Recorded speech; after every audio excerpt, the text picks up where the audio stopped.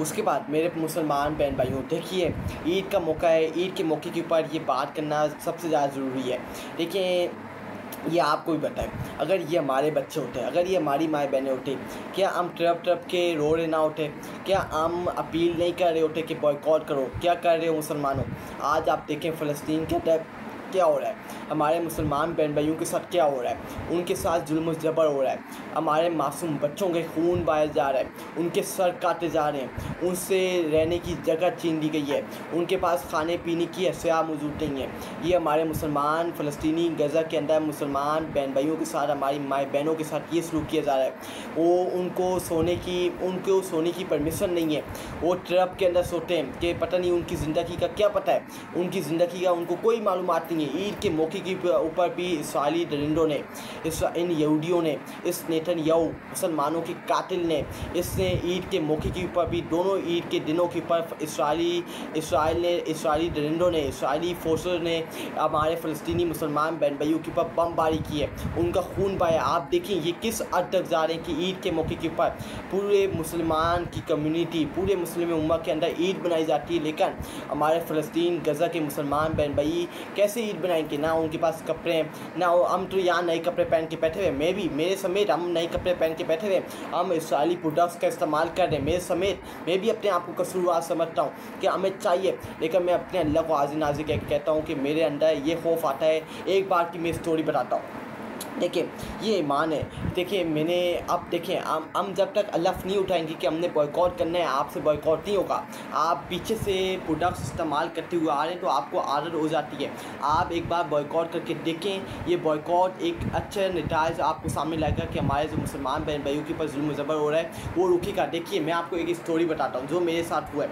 मैं फ़लस्तीन और इस्राएली दरिंदों के, जब से मैंने देखा कि इस्राएली दरिंदा नेतन्याहू हमारे मुसलमान बहन भाइयों के ऊपर जुल्म ज़बर कर रहे हैं, उसके बाद जब मैंने देखा कि हमारे मुसलमान, हमारी माएँ बहनों का, हमारे मुसलमान बहन भाइयों का, हमारे भाइयों का, हमारे मासूम बच्चों का खून बहाया जा रहा है, उनके गले काटे जा रहे हैं, उनसे खाने पीने की सारी अशिया छीन ली गई हैं। एक बार मैं दुकान के ऊपर गया, क्या हुआ मेरे साथ, ये एक स्टोरी जो बताने के लिए, एक सबक देने के लिए मैं दुकान के ऊपर गया। मैंने वॉल्स की एक आइसक्रीम फीस या मैग्नम, वो मैंने उठाने की कोशिश की। मुझे उस वक्त याद नहीं था, लेकिन मेरे को एकदम याद आया कि वहाँ देखो, मेरे ख्याल के अंदर आया कि फ़लस्तीन के अंदर क्या हो रहा है, गज़ा के अंदर क्या हो रहा है, मेरे मुसलमान बहन भाइयों के साथ क्या हो रहा है, उनके ऊपर जुल्म ज़बर हो रहा है, उनके सर काटे जा रहे हैं। और मैं यहाँ जब, अगर मैं वॉल्स का, उनका जो ब्रांड है जो इस्राएली दरिंदों को सपोर्ट करता है, उनको प्रोडक्ट्स प्रोड्यूस करता है, अगर मैं उनके प्रोडक्ट्स का इस्तेमाल करूँगा तो मुझे अपनी आखिरत में अपने रब्बुल आलमीन को हिसाब किताब देना है। मैं अपने रब्बुल आलमीन को क्या हिसाब किताब दूँगा?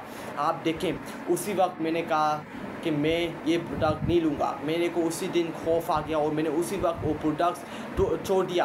अब मैं आपको एक और बात बताता हूँ। उस वक्त मेरे जहन के अंदर यही बातचीत चल रही थी।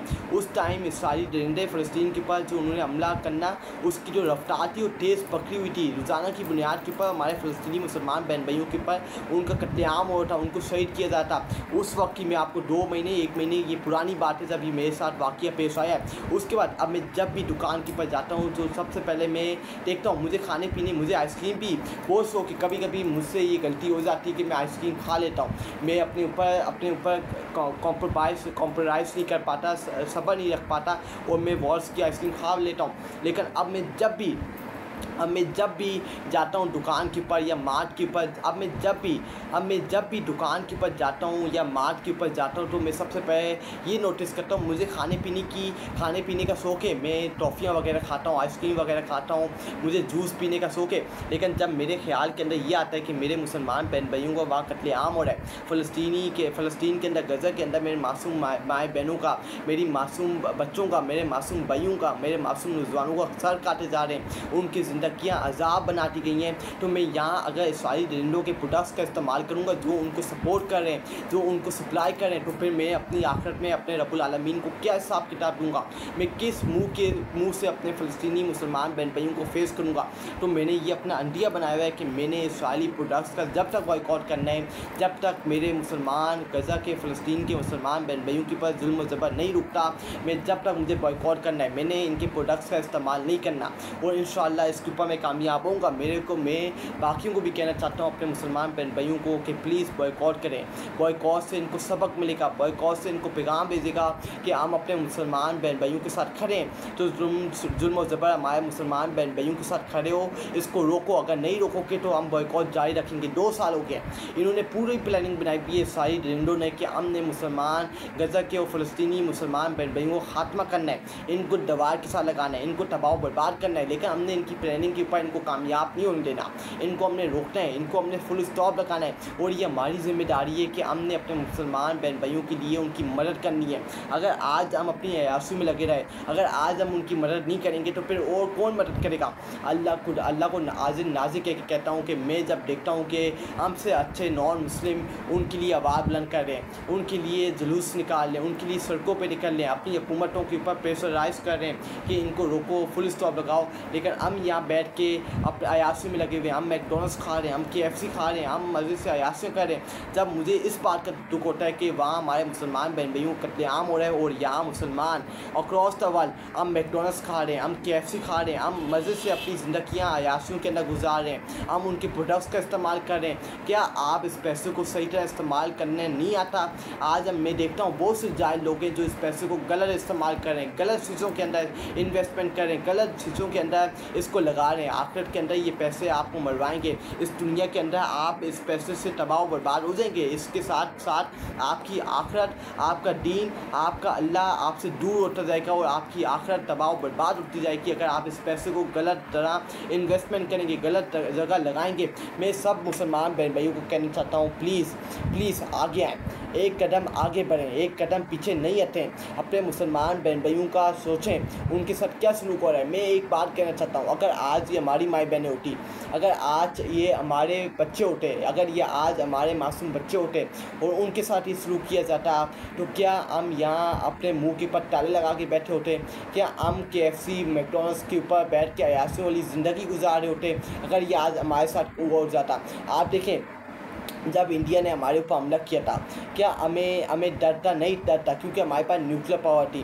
वो अल्लाह को नाज़िर कह के कहता हूँ कि अगर आज फ़लस्तीन के पास भी न्यूक्लियर पावर होता और अगर नहीं भी है उनके पास, अगर ये मुसलमान हुक्मरान और ये मुसलमान कंट्रीज़ जो 59 से 60 मुसलमान कंट्रीज़ हैं और जो इनके हुक्मरान हैं, अगर ये एक साथ मिल के बैठ जाते हैं तो आज जो हमारे फ़लस्तीन के ऊपर जुल्म और ज़बर हो रहा है, गज़ा के अंदर हमारे मासूम बच्चों का कत्लेआम हो रहा है, अल्लाह को नाज़िर कह के कहता हूँ कि सारी रिंडों की इतनी मत ज़रूरत ना होती कि वो हमारे मुसलमान बहन भाइयों के ऊपर हमला कर पाते, उनके गले काट रहे होते, उनकी ज़िंदगियाँ अजाब के अंदर डाले होते। अगर आज हमारे मुसलमान हुक्मरान सही होते, अगर सही सिमत के अंदर खड़े होते, ये बात हकीकत है कि अगर ये बात 100% हकीकत है कि अगर आज हमारे मुसलमान हुक्मरान ये एक साथ मिल जाते, अगर ये एक साथ खड़े हो जाते, तो इस सारी दरिंदों की हिम्मत ज़रूरत ना होती कि वो हमारे मुसलमान बहन भाइयों का कत्ल करते, उनका खून बांटे, उनकी ज़िंदगियाँ अजाब में डालते।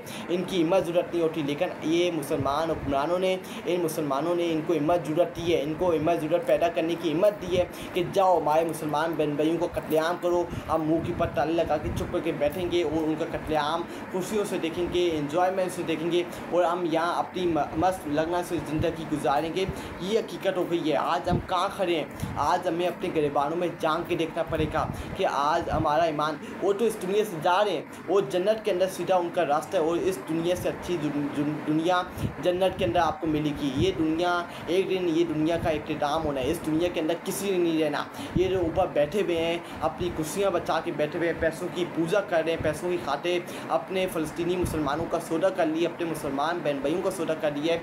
ये अपनी आखिरत को तबाह बर्बाद कर रहे हैं और जो अपनी आखिरत को तबाह बर्बाद करेगा, आज जो ये पैसों की पूजा में लगे हुए हैं। आपने देखे डोनाल्ड ट्रम्प सऊदी अरब किया था, अरब ममालिक किया था, दौरा किया था पीछे कुछ महीने पहले, 1-2 मंथ बिफोर। उससे जाके क्या बात की है सऊदी अरब के प्रिंस मोहम्मद बिन सलमान से? उससे क्या कहा कि प्लीज़ मैं यही चाहता हूँ। कल डोनाल्ड ट्रम्प, आप देखें डोनाल्ड ट्रम्प गया अरब ममालिक, उसमें जाके उसने सऊदीया का जो प्रिंस है मोहम्मद बिन सलमान उससे क्या मुखातिब हुआ, उससे क्या कहा। जब उसने इजलास तकरीब के अंदर वो मोहम्मद बिन सलमान उसके सामने बैठा हुआ था, उससे कहा कि मेरी सबसे बड़ी ख्वाहिश है कि आप इसराइल को ऐसा स्टेट कबूल कर लें।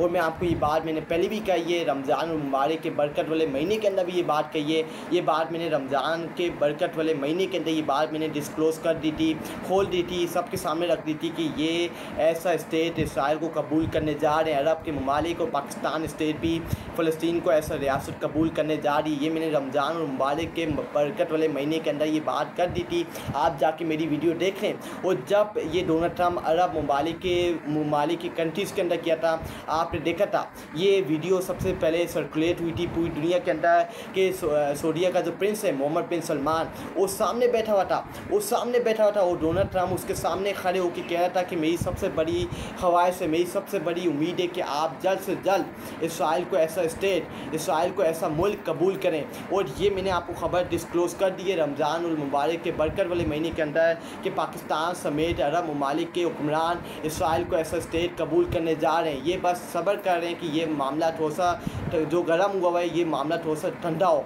इस मामले के ऊपर जो गर्म है, इस वक्त मामला गर्म हुआ है हमारी, अगर हमने अभी इसराइल को ऐसा स्टेट कबूल कर लिया तो फिर हमारा जो जीना मरना है वो अजाब बन जाएगा। हमें कहीं मुंह दिखाने के हम लायक नहीं होंगे, तो हमें थोड़ा सा टाइम दे, हमें थोड़ा सा वक्त दें। लेकिन बैक डोर इन्होंने साइन कर लिए, इन्होंने कॉन्ट्रैक्ट कर लिए कि हम इसराइल को ऐसा स्टेट कबूल कर लेंगे और फ़लस्तीन के ऊपर जो जुल्म और ज़बर हुआ है, हमारे मुसलमान बहन भाइयों के ऊपर जुल्म और ज़बर हुआ है, हम उसको कबूल कर लेंगे, हम उसके ऊपर समझौता कर लेंगे। क्योंकि हमने अपनी कुर्सियाँ बचानी है, हमने पैसों की पूजा करनी है, हमने अंग्रेज़ों के जूते चाटने हैं, उनके जूते पॉलिश करने, हमने यहूदियों के जूते चाटने हैं, हमने नेतन्याहू को अपने आंखों के ऊपर, सरों के ऊपर बिठा के रखना है, हमने अंग्रेज़ों को सरों के ऊपर बिठा के रखना है, यहूदियों को अपने सरों के ऊपर बिठा के रखना है। ये अरब ममालिक के लीडरान और इन्होंने फ़ैसला कर लिया है, और ये फ़ैसला आगे जाके आपको इसके ऊपर अमल दरामद होते हुए नज़र आएगा। ये बात मैं दोबारा कर रहा हूँ, ये बात मैंने कर दी है कि इन्होंने ऐसा इसराइल ऐसा स्टेट कबूल कर लिया है।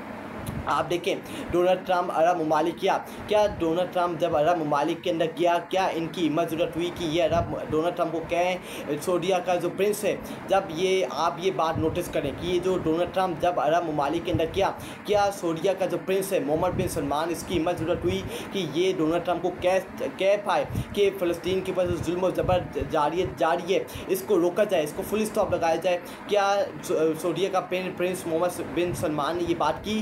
डोनाल्ड ट्रम्प से नहीं की, क्योंकि उसके अंदर हिम्मत ज़रूरत नहीं है। वो पैसों की पूजा करते हैं, वो अपने मुफादात को देख रहे हैं, वो अपने मुल्क को देख रहे हैं। ये मुफादात की पैसों की जो पूजा करने वाले हैं, ये आखिरत के अंदर ये आपका पैसा काम नहीं आएगा। ये मैं बार बार कह रहा हूँ कि ये पैसा काम नहीं आएगा, ये पैसा तबाह बर्बाद कर देगा आपको, और ये पैसा इन हुक्मरानों को तबाह बर्बाद कर रहा है। ये पैसों की पूजा करते हैं। आज इन्होंने मुसलमान बहन भाइयों का सौदा कर लिया है, आज इन्होंने मुसलमान फ़लस्तीनी गज़ा के मुसलमान बहन भाइयों का सौदा कर लिया है। आज जो उनके पास बदतरीन सलूक हो रहा है उसके पीछे इन मुसलमान हुक्मरानों का भी हाथ है।